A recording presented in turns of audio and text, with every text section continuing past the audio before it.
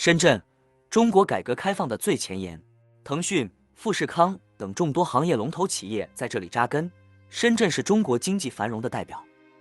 然而，世界终究是由两面组成，三和大神就是这耀眼繁华投射下来的一道阴影。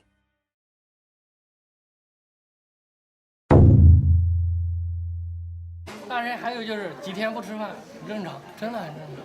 有时候几天不吃饭，真的就是。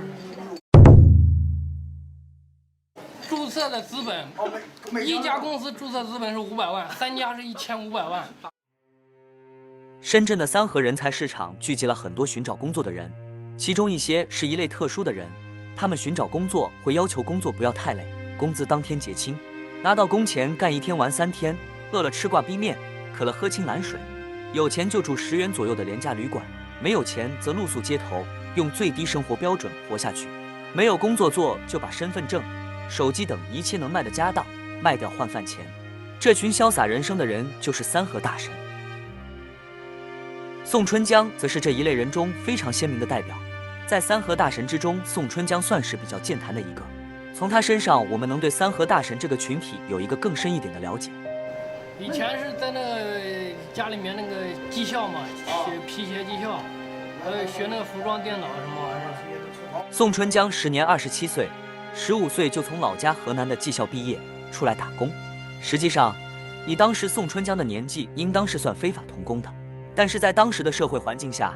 这种学校大部分会以学生实习等名目，将学校的学生以很低的工资与工厂谈定工作，这样既完成学校工作分配指标，也给企业节约了劳务支出。而宋春江这种实习生，往往在企业中干的是没有技术要求且耗费体力的最基层工作，并且很多企业要求的工作时间都是在12个小时以上。这种高强度的劳动使得这些学生很少有人能坚持下来，大部分干不到1个月就会离开，而公司当然是不会给这部分人发放工资的。宋春江在这样的公司做没多久就离开了，后来辗转到了深圳，他在富士康这样的大厂也干过。而这些大厂并没有因为企业的知名度高就会自己的员工好一点，繁重的体力劳动、超长的加班时间，对待员工是没有什么人性化的。三和老炮邓大海这样评价道：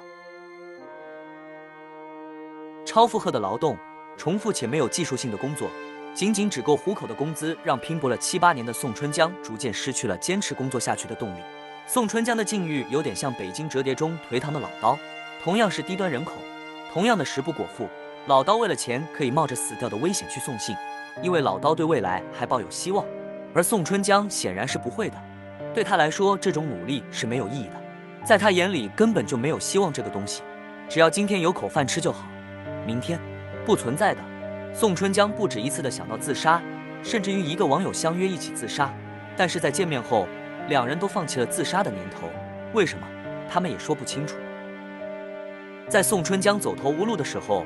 他卖掉了自己的身份证。在三和人才市场，身份证的买卖形成了一条产业链，有人专门收购，之后会转到从事一些灰色产业的人手中。当然，身份证的卖者需要配合把自己的信息进行业务办理的审核，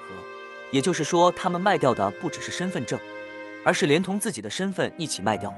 据宋春江讲，在他的名下有3家公司，注册资金超过1500万。之后他多了一个混号宋总。当然，宋春江并不能从这家公司得到什么实际的好处，他只是一个承担公司责任的法人，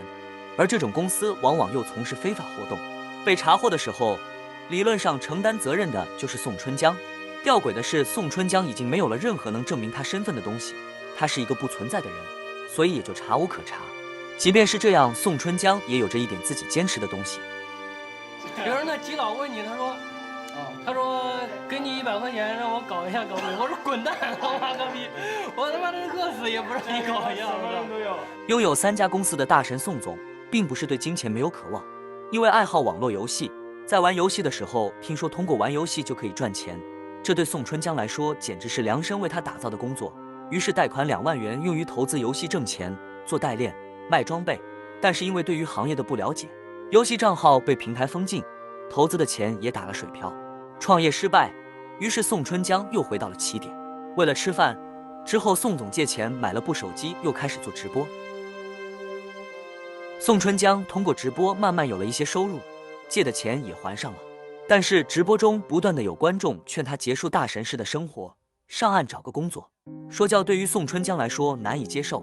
他当然明白来看他直播的大部分都是冲着猎奇三河的心态，只是观众不明白，就是因为不想上岸赚钱，他才做直播的。宋总想过好好的利用直播赚钱，但是因为在三河的海星大酒店不能做直播，有可能会被其他大神打。宋总辗转到了海南，希望以一种别的形式吸引顾客。他尝试直播吃喝、观赏风景来吸引观众，但是大家并不买账。